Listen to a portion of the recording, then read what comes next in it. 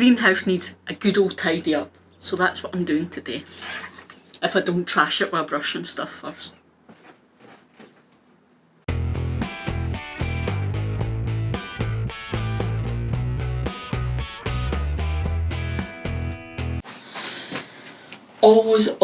Always jobs to be done in the greenhouse, especially this time of year. It's getting towards the end of the season now, so there is no point in me having all these huge branches on the tomato plants if they're not going to give me any fruit. So this time of year I start taking off all the ones that don't look like they're going to give me fruit, because I have to be honest, 8x6 greenhouse is awesome, but there's not never-ending space in here. You have to be realistic. Let's get rid of you. And at the minute I'm struggling to move in here, as you can see. So, I feel like I should be doing the Monty Don thing here and going, jobs for the weekend.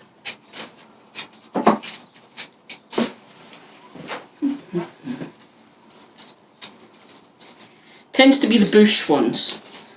You get to a point with the bush tomatoes where you just know this is coming to the end. So it's just about tidying up. It also means that you're getting more light and air around the greenhouse, which is good for preventing issues. So cool. Also, the tomatoes you do have will ripen faster, because you're letting the light into them, which is important. Obviously something to be aware of. As nice as it is to get it all tidy and take all this stuff off, don't take everything off, because clearly the tomatoes need these leaves to make food from and take in the sunlight, so don't strip them bare. I'd probably take about a third off at most. Enough to let in the light and the air, and the Eli into the greenhouse. And to do something when they're mugging each other. Okay, so that one will need to be strung. So the next job I'm going to tackle is this.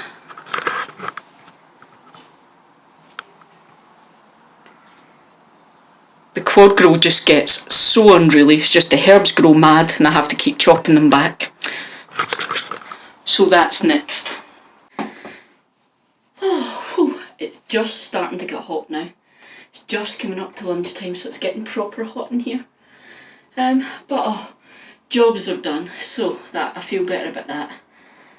So big things in here today. I am finding, because I've got so many bush tomatoes at the minute, I'm struggling a bit with how full and untidy it is in here. So I'm in at least once a month and I give it all a really good prune.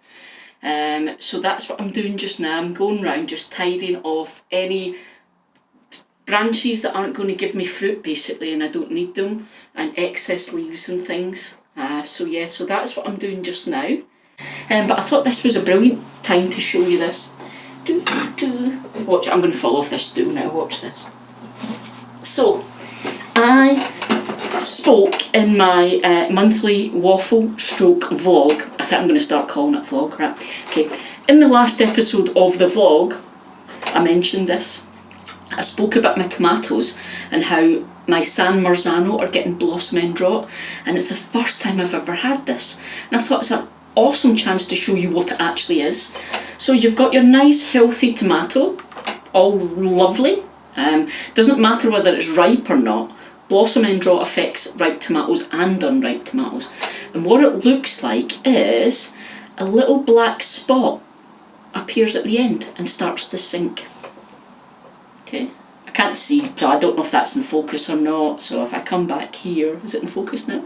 Okay, so that's not quite ripe yet, it's starting to ripen, but you can see the wee black spot. And then that black spot actually gets bigger, so you can see it there, and starts to just rot away, blossom end rot. Now the thing is, no matter at what stage this is at the tomato, it's affecting the inside as well. So I'll show you that, because that is rotted on the inside as well. So let me grab my knife.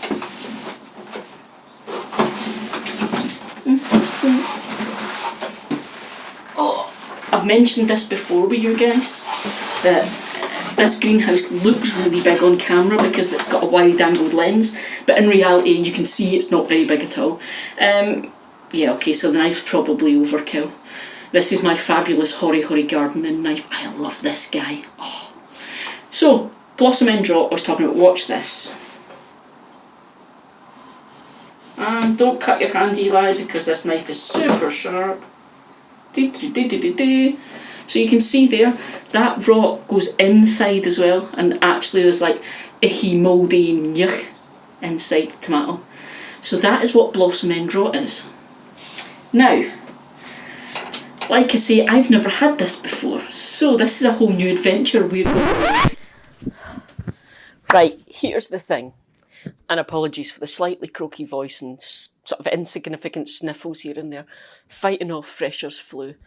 But here's the thing, Blossom End Rot, never had it before, so when I did that video I was still in the process of doing loads and loads of kind of research and looking it up, because that's what you do as a gardener. You need to go and find out stuff, you ask other gardeners, you get on the internet, all that kind of stuff.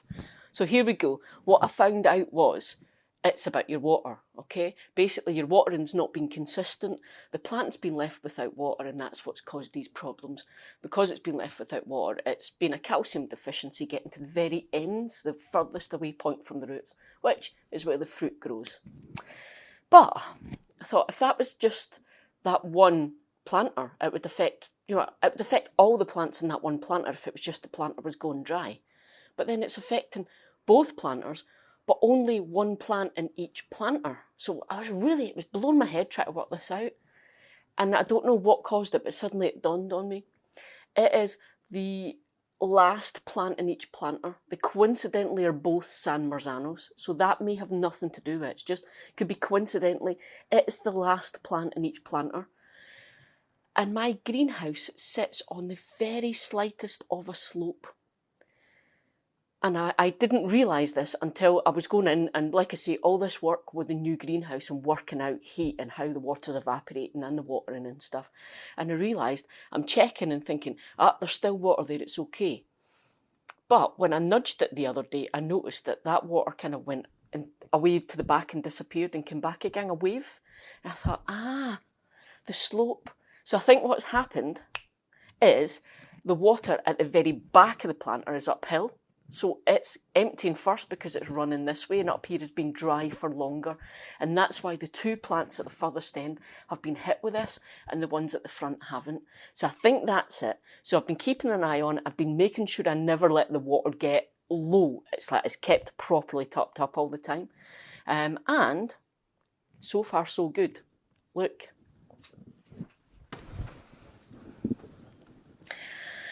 That's the haul for the last week and maybe a bit.